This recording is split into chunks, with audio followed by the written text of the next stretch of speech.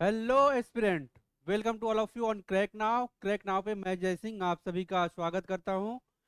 Aspirant, mains खास करके BPSC mains के लिए और इस तैयारी के दरमियान जो सबसे आप कह सकते हो स्कोरिंग सब्जेक्ट होता है आपका, जिसमें आप अच्छे नंबर ला सकते हो कम मेहनत के कम तैयारी के, वो होता है आपका एसे।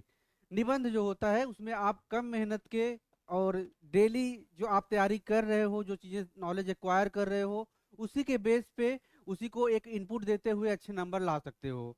तो आज उसी के संदर्भ में हम डिस्कस करने के लिए आए हैं और इस पे हम बताएंगे कि एक जो अच्छा आंसर है उसके लिए क्या क्या जरूरी चीजें हैं, किन बातों का ध्यान रखना होता है, और आप जो है उन पॉइंट को फॉलो करके अपने जो आंसर का प्रेजेंटेशन है निबंध में एक अच्छा निबंध लिख सकते हो। तो ऐसे के बारे में जो एक कॉमन संकल्पना है, जो माना जाता है कि क्या ऐसे जो है वो उसकी क्लास जरूरी है। तो मैं अगर आपको पर्सनली सजेशन दूं तो ऐसे के लिए क्लासेस जरूरी नहीं होती हैं, और एज सच कोई क्लास का कंसेप्ट भी नहीं है पर्टिकुलर ऐसे के लिए।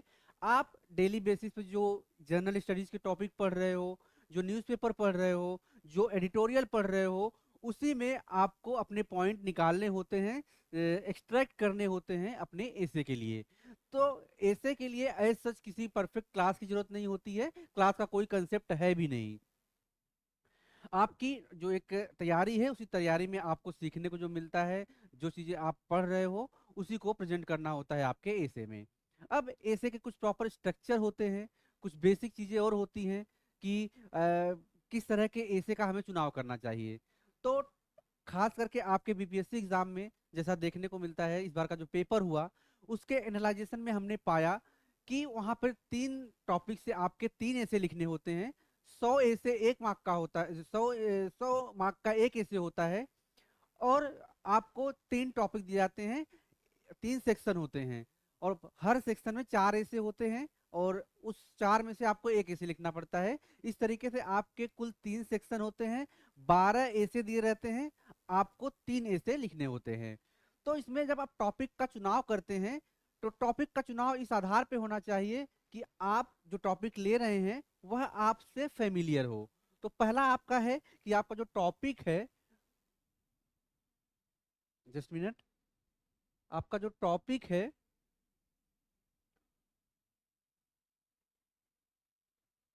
ऐसे के संदर्भ में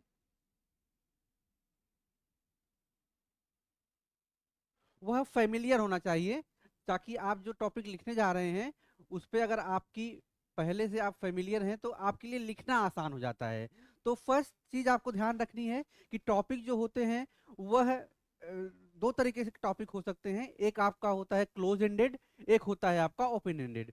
ओपन एंडेड होता है जिससे आप फेमिलियर होते हो, जिसके बारे में आप जानते रहते हो। आप अगर उसको समराइज करना चाहो, उसके लिए अगर कोई सिनॉप्सिस बनाना चाहो, तो कुछ सेकेंड्स में, कुछ मिनट में उसके लिए आप एक स्ट्रक्चर बना सकते हो। तो ओपन एंडेड होता है जिससे आप फेमिलियर होते हो। और जो क्लोज एंडेड होता है वहां पर आपको मेहनत करनी पड़ती है, क्योंकि उसका छोर जो होता है वो आपको नहीं पता होता या फिर कम पता होता है। और उस आपके नॉलेज के अकॉर्डिंग आपको अपनी जो राइटिंग है वो करनी होती है। तो एक तो होता है आपका क्लोज एंडेड और एक होता है ओपन एंडेड, और यही ओपन एंडेड जो होता है यही आपका होता है फेमिलियर। आपका जो ओपन एंडेड होता है वही आपका होता है फेमिलियर टॉपिक। तो जब भी आप ऐसे का चुनाव करें तो कम से कम जो आप जानते हैं जो ओपन एंडेड टॉपिक है उस पर सिलेक्शन लें, उसको टॉपिक को चूज करें। और कहीं पर अगर आपके चारों जो टॉपिक हैं, चारों जो ऐसे हैं वह क्लोज एंडेड है, तो वहां पर आपको अपने नॉलेज के अकॉर्डिंग, अपनी जो एक जो अपनी चीजों को तैयार किया हुआ है उसके अकॉर्डिंग आपको डिलीवरी देनी पड़ती है अपने आंसर की। तो ये चीजें हैं। और इसमें आप जो यूज करते हैं, जो आप फेमिलियर टॉपिक होते हैं, तो जर्नल एग्जांपल या फिर जर्नल जो चीजें होती हैं, जर्नल स्टडीज के बेस पे जो आपने पढ़ा होता है उसी को पुट करना होता है। अब इसमें अगर हम दूसरा पॉइंट देखें, ये आपका पहला पॉइंट था कि आप फेमिलियरिटी रखें उस टॉपिक के लिए।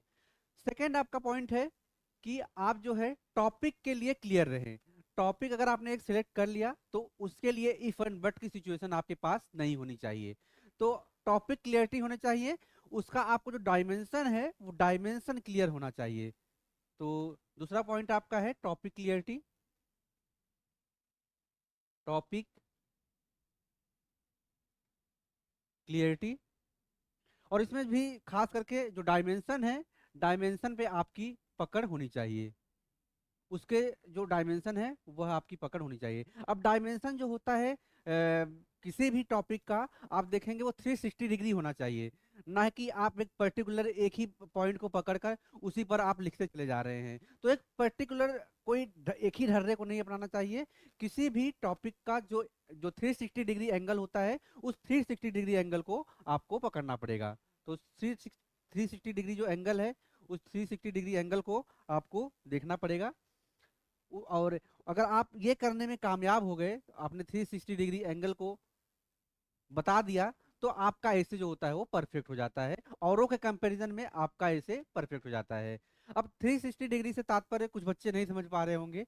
तो जैसे सोसाइटी के बारे में आपको दिया गया है, तो सोसाइटी का रिफ्लेक्शन आपके इकोनॉमी पे पड़ेगा, सोसाइटी का रिफ्लेक्शन आपके डेमोग्राफिक पे पड़ेगा, सोसाइटी का रिफ्लेक्शन आपके एनवायरनमेंट पर भी पड़ेगा, और वह सारी चीजें आपस में कोरिलेट रहेंगी। तो एक जो टॉपिक होता है, अगर आप जोड़ना चाहोगे तो 10 से 12 पॉइंट होते हैं जिससे आप इजिली जोड़ सकते हो। तो ये सारे पॉइंट का आपस में जो 360 डिग्री एंगल है, उसका जो 360 डिग्री डायमेंशन है, अगर आप उससे प्रेजेंट कर देते हो, तो आपकी जो आंसर की संभावना है, आपके जो ऐसे लिखने की गति है, वह औरों से सुदृढ़ और औरों से काफी नंबर वेटेज में हो जाएगी। तो दूसरा था आपका टॉपिक क्लियरिटी। आपको यह भी ध्यान रखना होता है कि जब आप अपने आंसर का प्रेजेंटेशन दे रहे हो, खास करके एसे में, तो आपको पॉइंट में अपने आंसर को नहीं लिखना है। तो there is no point for your essay writing, you have to write your answer in paragraph. आपके जो आंसर हैं वह पैराग्राफ में होने चाहिए। तो नो पॉइंट, पॉइंट में आपके आंसर जो है वो नहीं होने चाहिए, पॉइंट से आपको दूर रहना है। आपको खाली जो है पैराग्राफ यूज करना है अपने एसे के लिए। तो पैराग्राफ आपको यूज करना है, और पैराग्राफ में आपको ध्यान रखना है कि एक ऐसे, चूंकि आपका 700 से 800 वर्डों में पूछता है, बिहार के संदर्भ में मैं बात कर रहा हूं, तो 700 से 800 वर्ड में पूछता है, तो आपको जो ऐसे लिखना है, पैराग्राफ के नंबर होने चाहिए, वह भी 7 से 8 पैराग्राफ होने चाहिए, ना कि आप 15 से 20 पैराग्राफ में अपने आंसर को लिखते जाओ। तो एक स्पेसिफिकेशन रहना चाहिए आपके पैराग्राफ के लिए। तो 7 से 800 वर्ड आपको लिखने होते हैं, तो कोशिश करिए कि 100 वर्ड हर पैराग्राफ में अमूमन आए, तो तब जाके आपके जो आंसर का प्रेजेंटेशन होता है वह बेहतर होता है। इसी प्रकार से अगर हम देखते हैं अपने नेक्स्ट पॉइंट को, जो हमारा की चौथा पॉइंट होगा, तो चौथे पॉइंट में जब आप अपने इसे की शुरुआत करते हैं, तो उसमें अपने उस एग्जाम्पल को जो आपसे फेमिलियर हो, जो आपके पर्सनल हो, आपके समाज के इर्द गिर्द घूमते हो, आपके फैमिली से बिलोंग करते हो, तो वो आप जो है उस चीज को प्रेजेंट कर सकते हो। इन जो वर्ड है, वर्ड आपके एकेडमिक रहेंगे, वो वर्ड आपके एडमिनिस्ट्रेटिव रहेंगे। क्योंकि एडमिनिस्ट्रेशन में आपसे डिमांड की जाती है कि जब आप शब्दों का चुनाव करते हैं, तो यह शब्दों का चुनाव आपके परिप्रेक्ष्य में एकेडमिक ना होके, या फिर एकेडमिक होते हुए एडमिनिस्ट्रेटिव होना चाहिए। तो एडमिनिस्ट्रेटिव जो वर्ड हैं उसको आपको सीखना पड़ेगा लिखने के लिए, और यह तभी आएगा जब आप अपने लिखने की प्रैक्टिस करेंगे। दिन ब दिन आप जो है आंसर राइटिंग करते रहेंगे। उसी से संदर्भित हमारा आंसर राइटिंग प्रोग्राम है, daily mains answer writing series programme है, जिसे हम अपने यूट्यूब के कम्युनिटी सेक्शन में सुबह क्वेश्चन आपको देते हैं 7 बजे। 7 बजे सुबह आपको यूट्यूब चैनल हमारा है क्रैक नाउ, तो क्रैक नाउ पे आप जाएंगे तो यूट्यूब के कम्युनिटी सेक्शन में सुबह आपको क्वेश्चन मिल जाते हैं। शाम को 9 बजे उस क्वेश्चन का हम आपको एक्सप्लेनेशन देते हैं, वीडियो एक्सप्लेनेशन। तो यह बेसिकली उन बच्चों के लिए है जिन्हें सच में अपने आंसर राइटिंग में सुधार करना है, जो दूरगामी क्षेत्रों में रहते हुए बड़ी मोटी फीस नहीं दे सकते और अपनी तैयारी के माध्यम से अपना सिलेक्शन सुनिश्चित होना करना चाहते हैं, उनके लिए ये प्रोग्राम है। तो आप लोग भी, जिन तक ये वीडियो पहुंच रहा है, वह इस वीडियो को शेयर करें, चैनल को सब्सक्राइब करें, ताकि हमें भी उत्साह मिले कि हम उन बच्चों के लिए कुछ कर पाए, क्योंकि आपका सपोर्ट हमें बड़ा बनाता है, हमें विस्तृत बनाता है। तो आइए आते हैं टॉपिक पे। तो मैं बता रहा था आपको कि पर्सनल, फैमिली और सोसाइटी के इर्द गिर्द आपके जो एग्जाम्पल हैं वह अगर डिमांड कर रहा है आपका टॉपिक, तो आप इसमें ये सब एग्जाम्पल पुट कर सकते हैं। तो फोर्थ पॉइंट आपका हो गया, आप अपनी फैमिली, सोसाइटी, फैमिली सोसाइटी की जो भी एग्जाम्पल हैं उससे, या पर्सनल लाइफ के जो भी एग्जाम्पल हैं उससे आप अपने ऐसे में लिख सकते हैं। ऐसे का तात्पर्य बेसिकली अगर हम देखें तो उसमें आपका व्यू पूछा जाता है कि आप क्या सोचते हैं।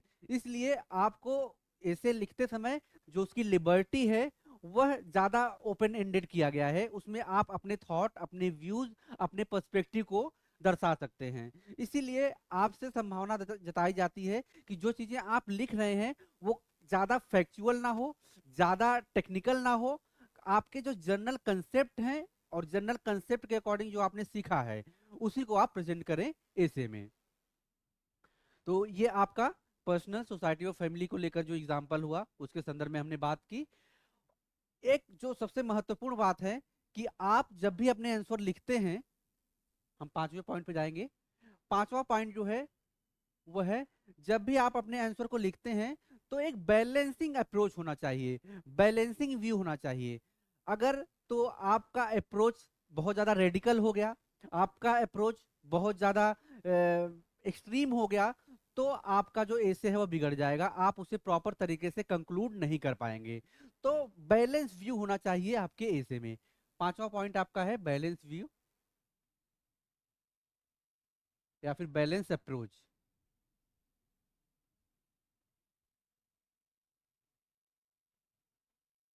इस ऐसे में आपको ध्यान रखना है कि आप जब भी अपने ऐसे को लिख रहे हैं तो बैलेंस व्यू और बैलेंस अप्रोच के साथ लिखें।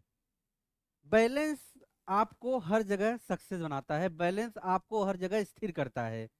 तो नो एक्सट्रीम व्यू आपको यहाँ पे रखने हैं, कोई भी एक्सट्रीम व्यू प्रेजेंट नहीं करना है, किसी भी चीज का ज्यादा टेक्निकलिटी को नहीं एक्सेप्ट करना है, ज्यादा डाटा डाटा प्रोवाइड नहीं करना है, क्योंकि ऐसे आपसे अपेक्षा करता है आप उन्हीं जनरल चीजों को प्रेजेंट करें जो आपने सीखा है, जो आपने जनरल एग्जाम्पल के माध्यम से जाना है।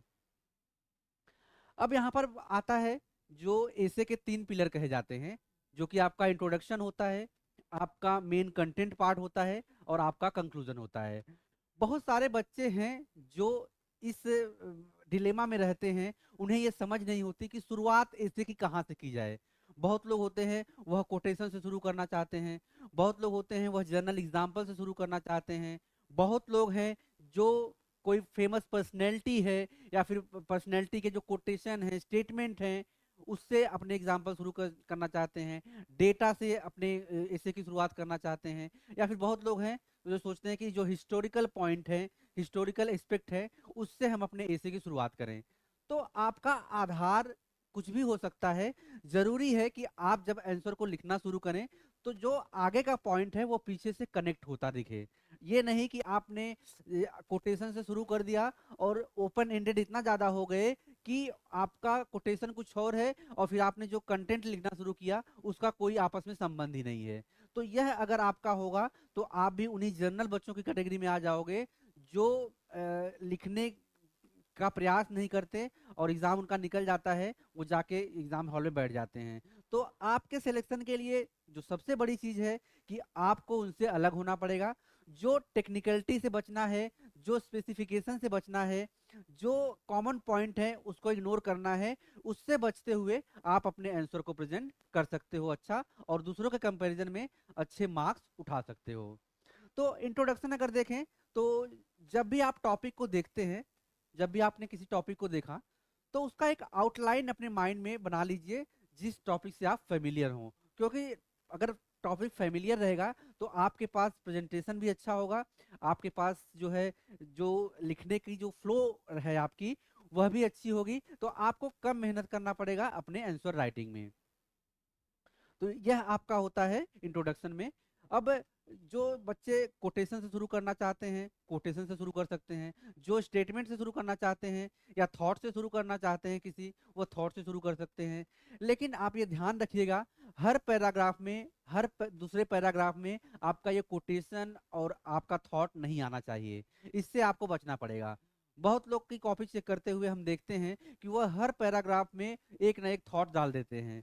यह बहुत हद तक बहुत कैजुअल लगता है, यह चीजें सिंसियर नहीं कहलाई जाती, इससे आपको बचना पड़ेगा।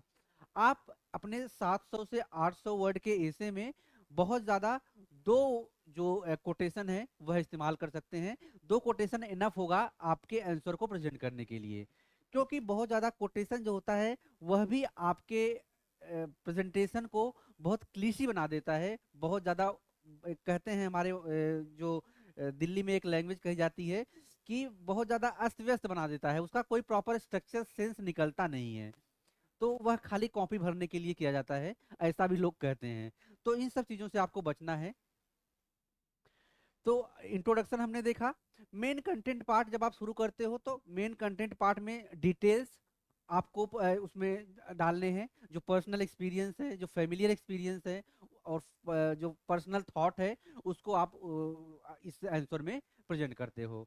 तो ये आपके जो ऐसे है उसका एक स्ट्रक्चर होता है। फिर इसमें आता है कि कंक्लूजन क्या होगा, कंक्लूजन कैसे लिखेंगे। तो कंक्लूजन एक निचोड़ होता है आपके जो भी आपने प्रेजेंट किया है उस हिस्से में।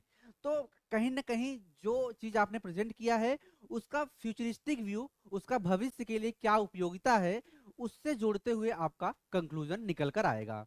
तो इसमें आप देख सकते हैं कि प्रेजेंट की जो आपकी थीम है, प्रेजेंट में जो सिचुएशन घट रही है आपके साथ, पर्सपेक्टिव उसका क्या हो सकता है फ्यूचर के सेंस में, उसे आपको अगर लिख देते हो तो आपका कंक्लूजन भी कहते हैं कंक्रीट हो जाएगा, कॉन्क्रीट हो जाएगा अदर के कंपैरिजन में। तो ये सारी पॉइंट है आपके ऐसे के संदर्भ में। इसी में अगर और हम जाएं तो जैसे हमने बात की कोटेशन का यूज कितना करना है, तो 700-800 वर्ड के जो ऐसे हैं उसमें दो कोटेशन इनफ रहेगा, और रिलेवेंट कोटेशन होना चाहिए। ये नहीं कि जैसे मैंने बताया कि आप लिखना कुछ और चाहते हो, सेंस कुछ और निकल के आ रहा है, तो ऐसा नहीं है। जो भी टॉपिक है, टॉपिक की फेमिलियरिटी से आपका कोटेशन होना चाहिए, रिलेवेंसी होनी चाहिए। अब चूंकि वर्ड लिमिट इसमें 700-800 है, तो वर्ड लिमिट के साथ साथ आपको टाइम का भी ध्यान रखना है ताकि आपका ऐसे ना छूटे। तो इसके लिए आपको क्या करना है कि डेली नहीं, वीक में एक ऐसे लिखने हैं। जब भी आपके एग्जाम आने वाले हो, मेंस की आप तैयारी कर रहे हैं, तो अगर आप वीक में एक ऐसे लिखते हैं तो सफिशियंट है। आपके 10 वीक बचे हुए हैं, 12 वीक बचे हुए हैं, तो एग्जाम के पहले अगर आप 15 ऐसे या फिर 12 ऐसे लिख लेते हो तो आपका सफिशियंट एक फ्लुएंसी हो जाएगी। बाकी अगर आपने कोई मॉक टेस्ट सीरीज ज्वाइन किया है तो उसमें आपको ऐसे लिखने को मिलते हैं, तो आपकी प्रैक्टिस होती रहती है। लेकिन घर पे अगर आप तैयारी कर रहे हैं तो वीक में एक ऐसे जो है वह सफिशियंट है। एक ऐसे लिखकर आप जो है अपनी तैयारी जो है उसको आगे बढ़ा सकते हैं। तो ये हमारा एक स्ट्रेटजी हो सकता है, एक एक प्रॉपर स्ट्रक्चर हो सकता है ऐसे राइटिंग का, जिसे हमने डिस्कस किया। और इसमें जो सबसे बड़ी चीज ध्यान देने वाली बात यह है कि आप भी इस पर अपना जो पॉइंट है बनाइए, सिनॉप्सिस बनाइए, और उसके थ्रू गो थ्रू जाइए और एग्जाम अपना ऐसे को लिखने का प्रयास कीजिए। So best wishes for your healthy and prosperous life. So thank you so much. इस वीडियो को शेयर कीजिए, चैनल को सब्सक्राइब कीजिए, ताकि ऐसे नीडी बच्चे जिन्हें हमारी जरूरत है हम उन तक पहुंचकर उनके लाइफ में बदलाव ला पाएं। तो थैंक यू सो मच।